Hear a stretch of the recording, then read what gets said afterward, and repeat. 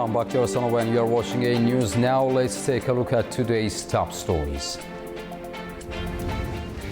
Tensions continue after the U.S. intercepts an oil tanker near Venezuela, a move Maduro is calling nothing short of privacy. Donald Trump launches a $1 million gold card visa scheme amid an immigration crackdown.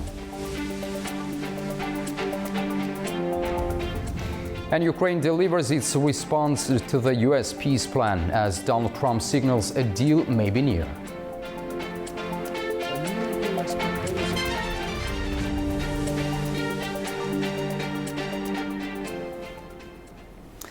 Good evening. U.S. forces have seized an oil tanker off Venezuela's coast, a sharp escalation in Washington's pressure on Nicolas Maduro's government.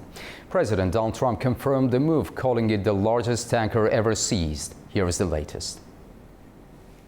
A new escalation between the United States and Venezuela has begun in the Caribbean.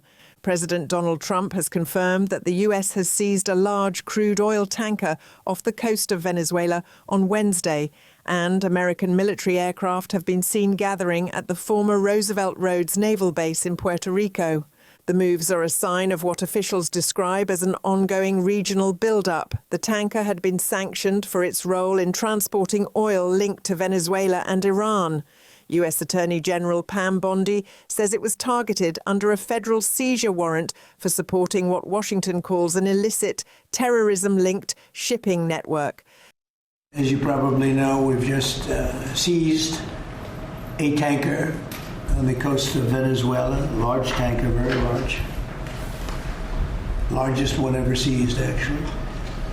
And other things are happening, so you'll be seeing that later, and you'll be talking about that later with some other people. So we're going to keep the... Venezuela has condemned the operation as blatant theft and international piracy, vowing to defend its sovereignty as it prepares to challenge the seizure before international bodies. But Washington's pressure campaign goes beyond this tanker. For months, the US has carried out a series of deadly strikes on what it says are drug smuggling vessels, more than 20 since early September, killing dozens and raising sharp legal and human rights concerns. And now aircraft have been deployed to Puerto Rico, include surveillance and transport units, supporting what US officials call enhanced readiness in the Caribbean basin.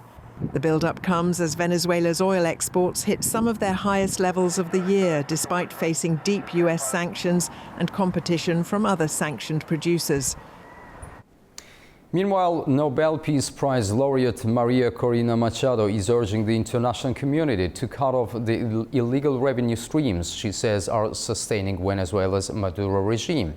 Speaking after receiving the award, she described leaving the country in secrecy and confirmed she received support from U.S. officials. Machado says money from arms, drug, gold and human trafficking is strengthening the government's repressive apparatus.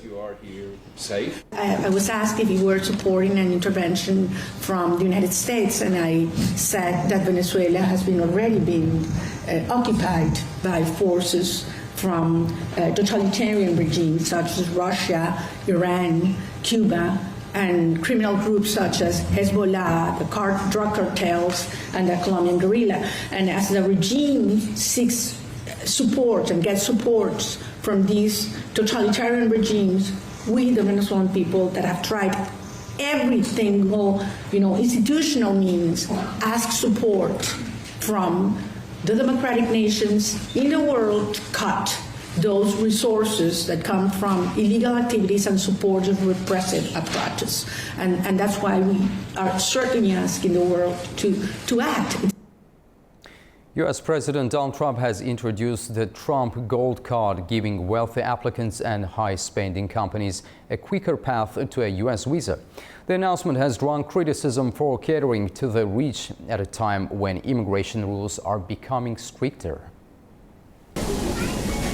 US President Donald Trump has formally launched a scheme offering fast-tracked US visas to foreigners who can pay at least $1 million, or companies willing to spend $2 million to sponsor a worker they want to bring into the country. The Trump Gold Card, first announced earlier this year, grants a US visa to applicants who can show they provide a substantial benefit to the country. It promises accelerated residency at a time when Washington is intensifying its immigration crackdown, raising work visa fees and stepping up deportations of undocumented migrants. Once materials are submitted, processing may take only weeks and includes an interview. The programme has already drawn criticism for appearing to undercut America's traditional reputation as a refuge for the hard-working poor. The official website also flags an upcoming Trump Platinum card costing $5 million and allowing holders to spend up to 270 days a year in the US without being subject to US taxes on non-US income. Ukraine has submitted a revised 20-point peace proposal to the United States, aiming to advance negotiations on ending the war with Russia. According to ABC News, Ukrainian officials say the new version includes some new ideas, particularly on territorial issues and control of the Zaporizhzhia nuclear power plant. Well, European leaders are preparing to discuss a joint peace proposal for Ukraine with US officials this weekend, with a follow-up meeting in Berlin likely this next week. German Chancellor Friedrich Merz said Germany remains committed to supporting Ukraine and increasing pressure on Russia. Wir stehen mit langem Atem auf der Seite der. We stand firmly on Ukraine's side in order to achieve the common goals I have just outlined. To advance this work, we will continue to increase pressure on Moscow. Last but not least, we will also take tougher action against the Shadow Fleet. At the same time, we will continue to provide massive support to Ukraine. Above all, we want to use the immobilized Russian assets in Europe to enable Ukraine to protect itself effectively against future Russian attacks. Zu schützen. Meanwhile, Ukraine says its sea drones have hit and disabled a tanker removing Russian oil through Ukraine's exclusive economic zone in the Black Sea on its way to the port of Novorossiysk. It is the third strike in two weeks on what Kiev calls Russia's Shadow Fleet, unregulated ships that it says help Moscow export oil and fund the war despite Western sanctions. The Dashan tanker was traveling at full speed with its transporters off when explosion struck its stern, causing critical damage, according to Ukraine's security service. Kiev also released a video of the attack and said there were no details yet on possible casualties. Clashes between Thailand and Cambodia have entered a fourth day, leaving at least 15 people dead and forcing more than 500,000 people to flee the border area. The escalation comes as US President Donald Trump says he will speak with both sides today in an effort to reach an agreement. At least 15 people have been killed on the fourth day of clashes between Thailand and Cambodia at their disputed border. It's over the colonial-era demarcation of their 800-kilometre frontier, where competing claims to historic temples have repeatedly spilled into armed conflict, despite a fragile US-brokered ceasefire agreement made last July and signed in October. More than 500,000 people have fled as jets, tanks and drones pound positions on both sides. They wait for a promised telephone call from US President Donald Trump, who says he believes he can end the conflict. Trump said he would speak with Thailand and Cambodia on Thursday. Yeah, I think I'll have to make a phone call. I was going to say that the Thailand and Cambodia, one of the 8 that I settled, they've been fighting for a long time. They've been fighting for a very long time, many decades. But I got along great with both. I found they were two great leaders, two great people, and I settled it once. I think I can do it pretty quickly. I think we're scheduling a phone call tomorrow. Both countries blame each other for the latest round of fighting and accuse the other of targeting civilians with artillery and rocket fire.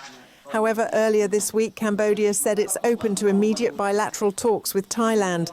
But Bangkok had said discussions were pointless. But on Wednesday, Thailand's foreign ministry said the fighting would ultimately end through talks, but that now was not the time for dialogue, stating that the line had been crossed. China and the European Union have resumed talks on a minimum price plan for electric vehicles. Beijing has been urging the EU not to hold separate discussions with individual producers, with the negotiations set to continue into next week. China and the EU have just concluded trade remedy consultations this week and will continue discussions next week. China welcomes the EU's renewed commitment to restarting price undertaking negotiations and commends its return to the path of resolving differences through dialogue. I want to emphasize that the China Chamber of Commerce for import and export of machinery and electronic products, acting on behalf of various Chinese enterprises, has proposed solutions representing the collective position of the industry. Multiple rounds of consultations have been held between China and the EU on this matter, yielding tangible progress. Should the EU engage in separate consultations with individual enterprises, while simultaneously negotiating with China, this would undermine mutual trust and impede overall progress. We hope the EU will earnestly implement the important consensus reached at the China-EU leaders' meeting, strictly adhere to the principle of non-discrimination, and build upon prior efforts to resolve the friction through dialogue and consultation at the earliest opportunity. Meanwhile, China says it's boosting its ties with Latin America and the Caribbean, promising development support with no political strings attached. Mahnur Maktoum has more from Beijing. China has issued a new policy paper pledging no strings attached support to Latin America and the Caribbean, showing a major upgrade in its engagement with the region. Beijing says its cooperation will come without political conditions, framing its approach as respectful to national sovereignty and focused on development needs rather than governance requirements. The announcement highlights expanded collaboration in trade, infrastructure, technology, energy, food security, and poverty reduction, alongside new programs aimed at deepening cultural and people-to-people exchanges. Chinese officials present this model as part of South-South cooperation, contrasting it with Western development assistance that often requires policy reforms. Several Latin American partners, including Brazil, Argentina, and Peru, have welcomed the stance, describing China as a reliable and responsive partner.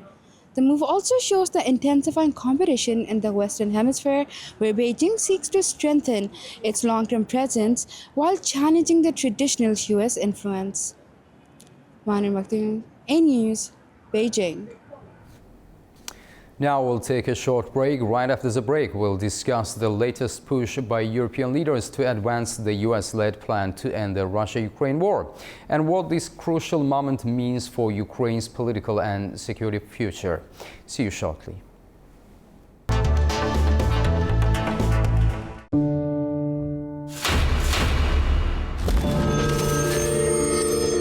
If you had to repeat this path, would you do it?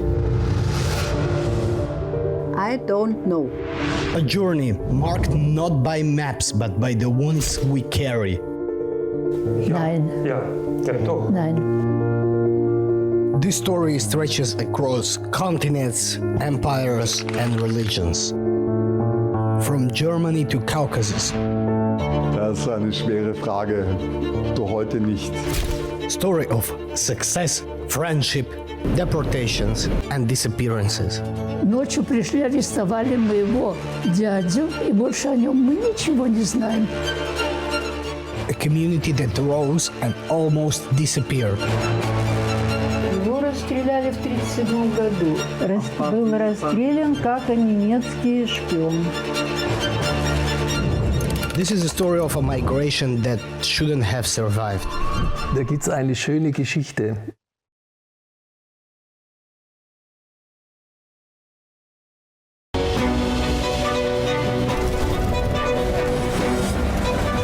It's often said the world never sleeps, but who's ready to wake you up with all you need to know about what is happening across the globe and in the region? We are. Daybreak is live every morning, bringing you a complete wrap-up of the stories from overnight and all the news already happening in the world. The biggest global headlines, the key regional developments, the must-read stories shaping the day. We show them, we discuss them, we guide you through their meaning. We give you the news and a first look at the key headlines. I'm Nadia Jani. And I'm Lou Brown. Join us, it's Daybreak here at A News.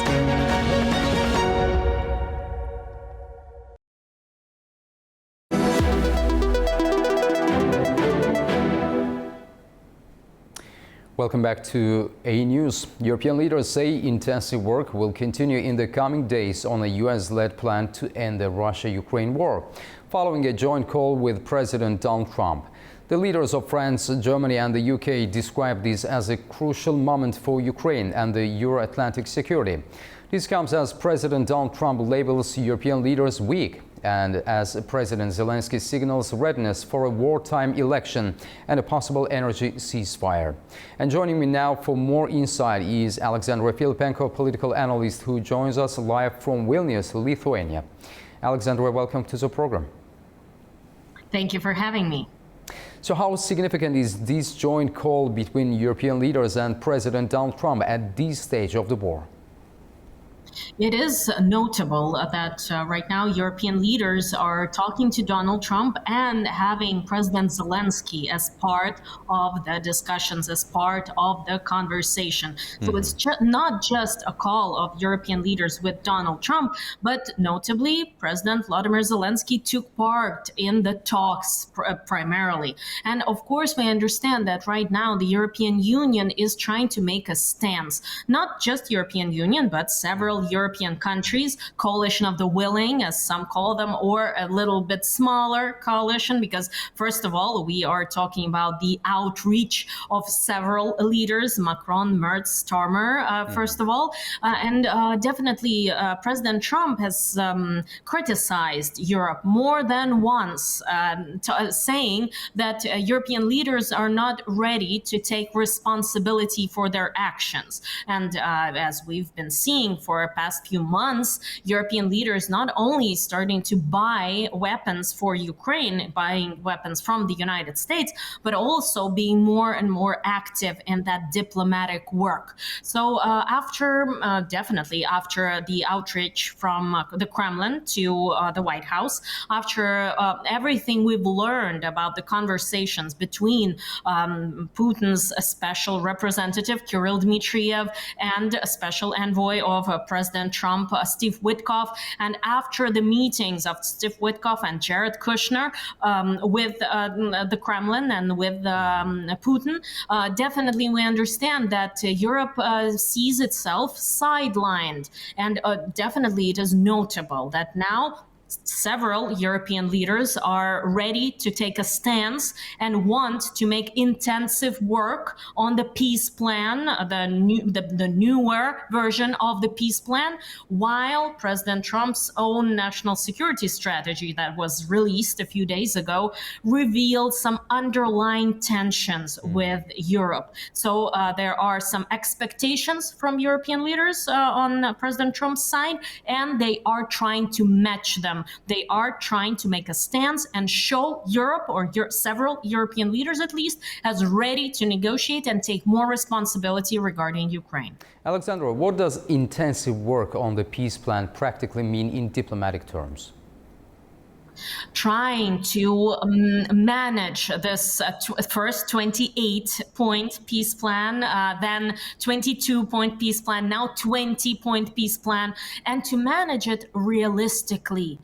Because what we understand as of now, there are unrealistic demands from the Kremlin, and there are probably, as President Trump sees them, some unrealistic demands or wishes from the Ukrainian side. So now European leaders, what they are trying to do politically, diplomatically, they are trying to, first of all, somehow help Ukraine to toughen its stance and to make the peace plan realistic, not just mere wishes of one side, but a realistic peace plan that can actually work. Because, of course, we understand that for the Kremlin, it's very important to show President Trump that the Kremlin is engaged in negotiations. Because why President Trump said quite a few times that he is disappointed with President Putin. He said that he's disappointed with Putin because he doesn't want to talk. He doesn't want to negotiate.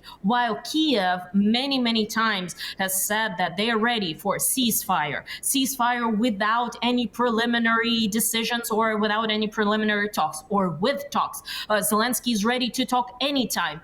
while Kremlin, while Putin were not ready to move closer to the American side or the American proposals, even in an inch. They didn't want to make a step forward at all, while Kiev was always ready and Zelensky was always ready to negotiate. So now for Moscow, for the Kremlin, it's important to make this case that they are negotiating. And for Europe, it's important to make those negotiations not non-starters, but a real negotiation. Because from the Kremlin, we are seeing that they want to make impression on Trump that they are negotiating, but not necessarily actually negotiating. And right now, the work of the European leaders is mainly to make those demands or those proposals realistic on both sides, for Ukraine and for Moscow too.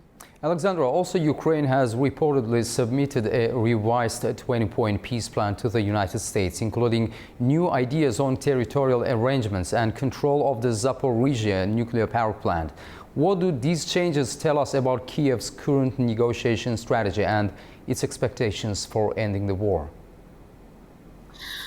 We understand that a significant number of Ukraine's international backers, the Coalition of the Willing, are talking right now. They are negotiating right now. A video conference that is co-chaired by the UK and France is essentially gathering the countries that are committed to helping Ukraine and to bolstering Ukraine's defense, Ukraine's security.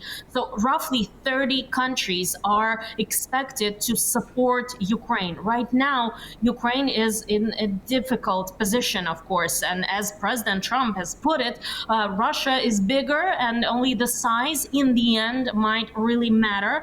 And really, according to President Trump, as he put it in the Politico interview, in his latest interview in Politico, yes, he understands that right now Russia has the upper hand, and Germany, Britain and France with President Zelensky are working out something realistic. So what it means, we don't know what's there in that proposal. We don't know. We only have some sources that are giving some information or just a little bit of information. But the main objective is to focus on securing concrete commitments to help Ukraine both during and after potential ceasefire. So post-war security guarantees, that's what's important for Ukraine. Even now, they are ready for just ceasefire, not merely, not a peace, maybe a plan, or not a peace negotiation, not a peace deal, but just a ceasefire. So we understand that, of course, President Zelensky's position has shifted and has changed, and it's a difficult position, but there are a few non-starters, but Europe and President Zelensky are working on it also. Zelensky also says he's ready to hold a wartime election within 3 months. How realistic is that politically and logistically? President Zelensky said that he's ready to hold the election if there is security, if there is actual ceasefire. And this is what's important. He signals, and that's very important for President Trump, because we might say that in American tradition, if something goes wrong or if something is happening, then you must hold an election. This is an American tradition, let's put it this way. And Americans are very proud of the fact that they held elections even during the Civil War or even during the Second World War. But we understand, of course, the Second World War, apart from Pearl Harbor, didn't take place on American soil. But there is a pride in the fact that during wartime, the United States also held elections. So they expect Ukraine to also hold elections, although it's much more difficult for Ukraine, and Ukraine doesn't have that tradition as the United States, for example, of post voting, of voting via post and via letters. And it's much more difficult for Ukraine, but still the United States want to see that election. And as President Zelensky puts it, of course, if there is security. What does it mean, security? That means that probably there are observers, maybe even from the American side, maybe from the European side. Maybe there's even a military observance, not merely those who are just watching for everything to go peacefully, but maybe there might be even military power or someone who will secure Ukraine while the election is taking place. The other issue is, of course, how do you hold an election on occupied territories? Because the territories that are now occupied by Russia are internationally recognized as Ukrainian. How do you hold an election in Crimea? But even if we put that aside, the main issue is security, just as you put it. How is it possible logistically? How is it possible regarding security? So we understand that this would mean if the United States really definitely want to see an election, then they need to guarantee security for Ukraine and Ukrainians that are going to the polls, at least those for sure that are living not on occupied territories, even if the occupied territories question or issue is out of the question, for example, for now at least. Alexandra, Zelensky also mentioned readiness for an energy ceasefire. What might such a ceasefire look like, and what incentives or concessions would Russia likely demand to engage in energy ceasefire?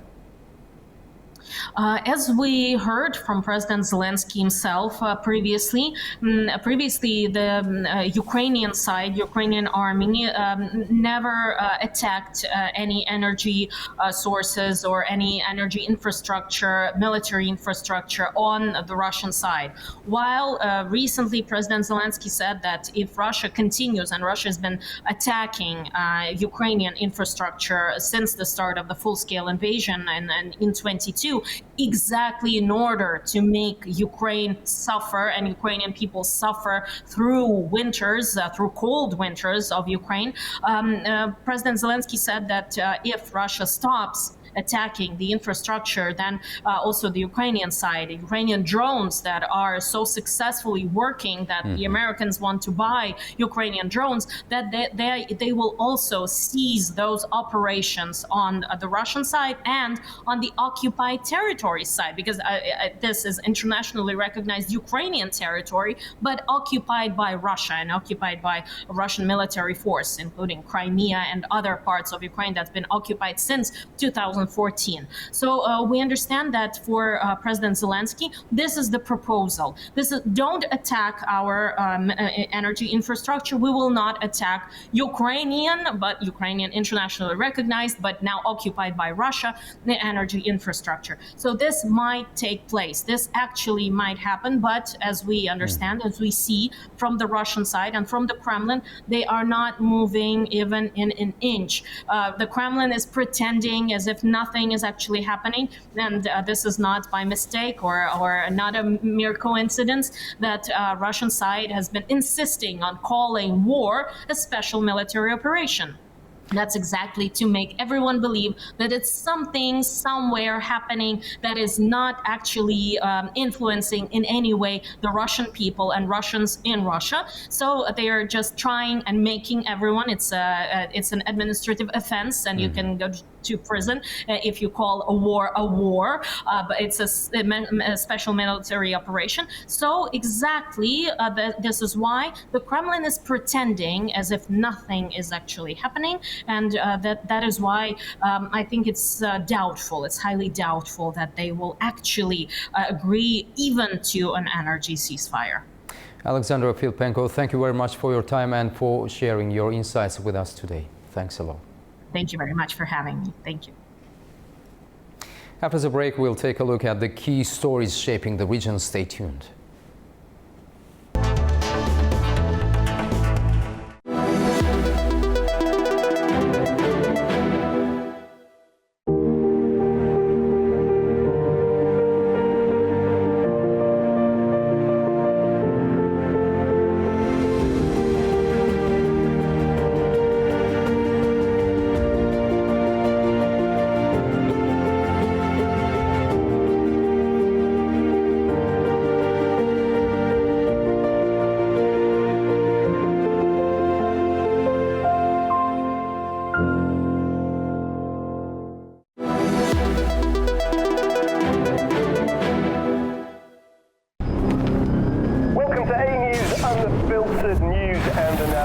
from the region and beyond. From Washington to Beijing, Tehran to Kabul, to Tbilisi to Tashkent. Hello, I'm Jay. Challenges. Today is the third. We're with you 24/7, taking you live to the front lines of the day's biggest stories. Welcome to Gabala. One important note to this. I'm here. Azerbaijan and Armenia. Hello, we're reporting on the 8th of November.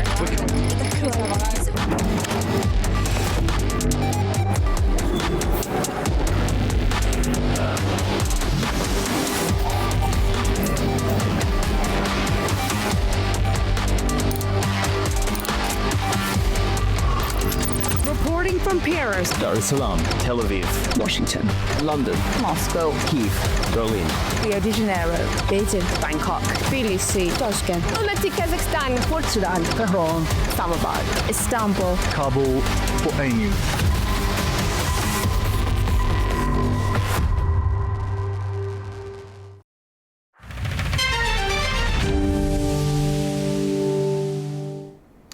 Welcome back to A News. Now let's take a closer look at the key stories shaping the region. Iran is reportedly preparing to host a multilateral meeting in Tehran aimed at easing tensions between Afghanistan and Pakistan. China and Russia are expected to participate, highlighting major powers' concern for regional stability. Turaj Shiralilo has more from Tehran. Iranian capital Tehran has been reportedly scheduled to host a regional meeting next week in a bid to mediate between Afghanistan and Pakistan and de-escalate armed tension between the two neighboring countries. According to a Pakistan-based newspaper, in what is being viewed a fresh diplomatic push to break the deadlock between Kabul and Islamabad, the multilateral meeting will be held on December 16th and 17th in the Iranian capital. Iranian authorities are yet to make an official statement about the upcoming meeting, which, if held, will follow inconclusive rounds of talks in Doha, Istanbul, and Jeddah, all of which failed to deliver a breakthrough. Iran has stepped up its efforts to help resolve tensions between Afghanistan and Pakistan. The issue was raised during the visit by Secretary of Supreme National Security Council Ali Larijani to Pakistan last November. Foreign Ministry spokesman Esmail Baghai said Sunday Iran is extremely concerned over ongoing conflict between Afghanistan and Pakistan and is ready to contribute to settlement of their differences and de-escalation of tension. The Islamabad Post Daily, which reported about the meeting based on diplomatic sources in Pakistan's capital, wrote that the Tehran talks are significant because of the expected participation of China and Russia. Beijing and Moscow's likely support of the talks in Tehran is interpreted as a sign that major powers see the escalating Pakistan-Afghanistan tension as a threat to regional stability. Turaj Shiralilu, Tehran, A News. The Asian Development Bank has updated its economic outlook for Central Asia, the Caucasus and China, revising several key forecasts for 2025. Farisa Kalimurzuna has more on the main factors behind the changes and the risks that could influence growth in the region. The Asian Development Bank has updated its outlook for the economies of Central Asia and the Caucasus. In 2025, the two regions is now expected to grow by 5.8%, slightly higher than the earlier forecast of 5.5%. GDP across Central Asian countries is projected to expand by around 5%, supported by large-scale public investments, rising remittances and steady domestic demand. One factor supporting the improved outlook for Central Asia is the launch of the Future Growth Expansion Project in Kazakhstan's oil industry. According to the ADB, the project is boosting investment activity and strengthening economic performance across the region. In a broader context, Central Asia shows greater resilience compared to the Asia-Pacific region, where forecasts have been downgraded. Analysts link the slowdown there to the potential tightening of trade barriers, growing geopolitical pressure, and disruptions in global supply chains. Additional challenges include instability in energy markets and the ongoing downturn in China's real estate sector. The bank also revised its projection for China, estimating growth at 4.8% this year. At the same time, it notes that future dynamics will depend heavily on external conditions, including trade tensions, geopolitical risks, financial market volatility, and the situation in China's property sector. Fariza Kalimurzina, Almaty, A News. The U.S. Congress has received a new bill proposing to remove restrictions on American assistance to Azerbaijan. The full details of the bill will be published later, but the proposal has already been sent to the House Committee on Foreign Affairs for review. This comes a month after President Donald Trump temporarily paused Section 907, which restricts U.S. aid to Azerbaijan. Azerbaijan's Foreign Minister Ceyhun Bayramov is in Hungary for a working visit. As part of the trip, the third meeting of the Azerbaijan-Hungary Strategic Dialogue will take place today. Bayramov is also expected to hold talks with Hungary's Minister of Foreign Affairs and Trade, Peter Szijjártó, along with other senior officials. Azerbaijan has been elected a member of the UN Commission on Population and Development and the Commission for Social Development. The elections took place on Wednesday in New York. Both bodies are part of the United Nations Economic and Social Council, which Azerbaijan already takes part in. The Population and Development Commission covers demographics, migration, urbanization, and sustainability, while the Social Development Commission focuses on social policy, protection systems, and vulnerable groups. Azerbaijan's foreign ministry said the roles will help Baku showcase its social policy progress and expand cooperation with the United Nations.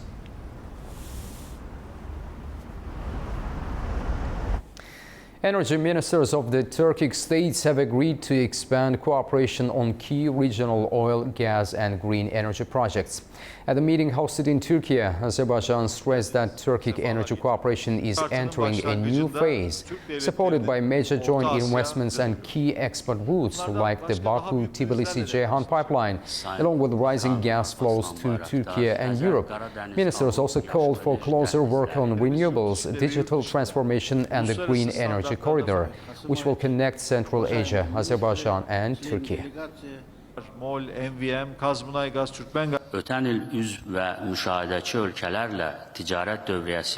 Last year, the trade turnover with Organization of Turkic States member and observer countries exceeded $7.3 billion. Approximately 80% of our joint investment portfolio, exceeding $20 billion, is concentrated in the energy sector. Joint investment funds and numerous projects, especially our collaborations in the energy sector, make a significant contribution to economic growth. UNICEF is warning that Afghanistan is now facing one of the world's most urgent humanitarian crises as millions of people return to the country from abroad. The agency says more than 2.6 million Afghans have come back from Iran and Pakistan since the start of the year, adding enormous pressure to already strained housing, food supplies, healthcare, and schools. Our correspondent Tamim Bahiz has more from Kabul.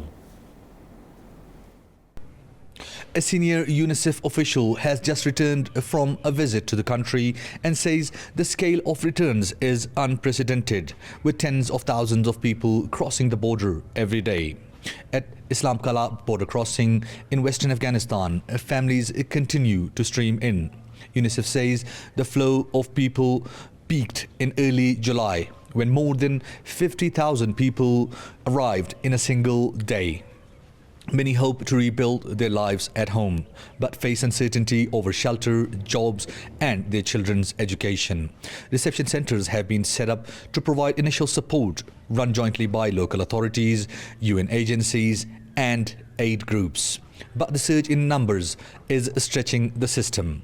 Inside the country, long-standing concerns about education remain. Teenage girls are still barred from attending school beyond grade 6. UNICEF says this is preventing an entire generation of girls and young women from progressing to higher education and future employment. Health services are also under strain. UNICEF says the loss of trained female professionals is already affecting women's access to care. The agency has documented thousands of unaccompanied or separated children arriving at the borders. It has helped reunite more than 6,000 of them with relatives, but warns that far more support is needed to protect vulnerable families on the move. UNICEF is urging Iran, Pakistan, and Afghanistan to better coordinate returns, phasing the process so people can travel safely and reintegrate into already struggling communities. It is calling on international donors to provide more funding to keep essential services running and support the millions of returnees, especially children trying to rebuild their lives. Tamim Bahis in Kabul, A News. Now we'll take a short break. Right after the break, we'll discuss what the newly introduced U.S. Congress bill aimed at lifting long-standing restrictions on American assistance to Azerbaijan could mean for bilateral ties, regional dynamics, and future U.S. policy. Stay with us.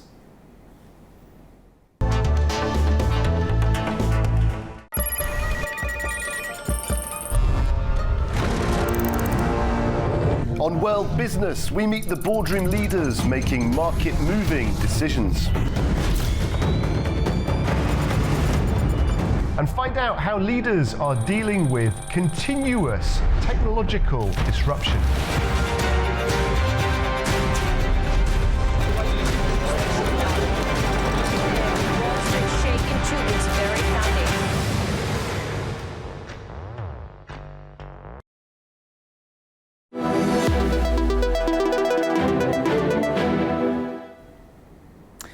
Welcome back to A News. A new bill has been introduced in the U.S. Congress seeking to remove long-standing restrictions on American assistance to Azerbaijan. Today we break down what this could mean for bilateral relations, regional dynamics, and future U.S. policy. And joining me now for deeper analysis is Matthew Breiser, former U.S. diplomat, joining us from Istanbul, Turkey. Mr. Breiser, nice to see you. Great, Bakhtiar. Thank you so much. Great to be with you. Thanks. Mr. Breiser, why were these restrictions there in the first place? Well, they occurred way back when, during the First Karabakh War, in response to Azerbaijan closing its border with Armenia, and then Turkey doing the same thing in the West. And at that time, the narrative was false. To be honest, it was that Azerbaijan was the aggressor and had decided suddenly, almost out of the clear blue sky, to try to quote-unquote blockade Armenia. In fact, I was working on the issue at the time, and I was seeing that the narrative that was being created was a false one. So what is the significance of this bill seeking to lift U.S. aid restrictions on Azerbaijan, and what motivates Congresswoman Luna Anna Paulina to introduce such legislation at this moment? Well, it may amount to nothing at all, okay, because there are many, many bills. The vast majority of bills get referred to the committee in the House of Representatives, and nothing happens. But this case, Congresswoman Paulina is someone who is very close to Donald Trump. As your reporting indicated a few minutes ago, President Trump has already said he's going to, effectively exercise his waiver as long as he's in office of the Section 907 provisions. So in principle, you'd think he would be supportive of this bill moving forward. And moving forward means it would go to the Senate and then be voted on. And then if the Senate approved it, then the president could sign it into law. What gets tricky is that, as everybody who knows Azerbaijan understands, this whole any issue having to do with Azerbaijan-Armenia relations is extremely controversial in the U.S. Congress, and of course, Section 907 remains very controversial. So it's important that the viewers understand there is a bill that was approved by the U.S. Senate in November of 2023 called the Armenian Protection Act, which would remove the president's ability to waive implementation of Section 907, or in other words, would compel the U.S. president to implement the restrictions that are in Section 907, which mean no government-to-government assistance from the United States to Azerbaijan. Now, we can argue about whether Azerbaijan needs any financial assistance from the U.S. I don't think it does, but it's a political issue. So anyway, so that bill making it difficult for the president not to implement Section 907 has been sitting now in the U.S. House of Representatives, the same committee as Congresswoman Paulina's bill, now for 2 years. And that's, again, because this issue is so complex and so controversial. So I think the same opposition to any change that has held up that Senate version of the Armenian Protection Act will also probably make it difficult for Congresswoman Paulina's bill to move forward and become a law. But needless to say, that's not necessarily important. What's important is that this Republican Congresswoman has put forward this bill that shows her support for Azerbaijan, knowing that in principle President Trump would be supportive as well. If accepted, how might this bill reshape U.S.-Azerbaijan political and security relations? I don't think it will be accepted, to be honest. So if it were, the impact would be symbolic and political. As I said a couple of minutes ago, Section 907 has lost all of its meaning. Number one, Azerbaijan doesn't need any U.S. assistance. Number two, Azerbaijan has won a great victory and reunified its country and regained control of its previously occupied territories. And number three, President Trump has shown his active support for the peace process and how valued Azerbaijan is to him as a partner. So, at this point, even if the bill succeeded in becoming a law, it would simply mark a symbolic political step that something that probably never should have been passed in the first place in the 1990s no longer exists. I know it would be emotionally important, though, for Azerbaijanis. So that would be the main benefit, that Azerbaijanis would feel more confident that President Trump and the U.S. Congress want to be friendly to Azerbaijan rather than to be acrimonious. Mr. Bryce, finally, what should we watch for in the coming weeks as this proposal moves through Congress? Well, I think watch to see whether or not. Yeah, well, no, the key thing is whether or not the chairman of the House Foreign Affairs Committee will allow it to come to a vote.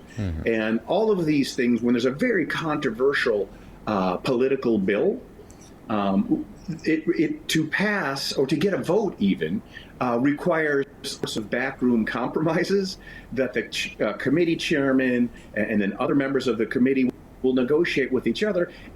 And these could be on compromises that have absolutely nothing to do with Azerbaijan and Armenia. So the thing to watch for is, does the chairman of the committee allow a vote in coming weeks? Matthew Bryce, thank you very much for being with us today, and we appreciate your insights on this important development. Thanks a lot. Thank you, Bakhtiar. Honored to be with you. You are up to date with World News for an hour. Thank you for watching and stay tuned to A News for more.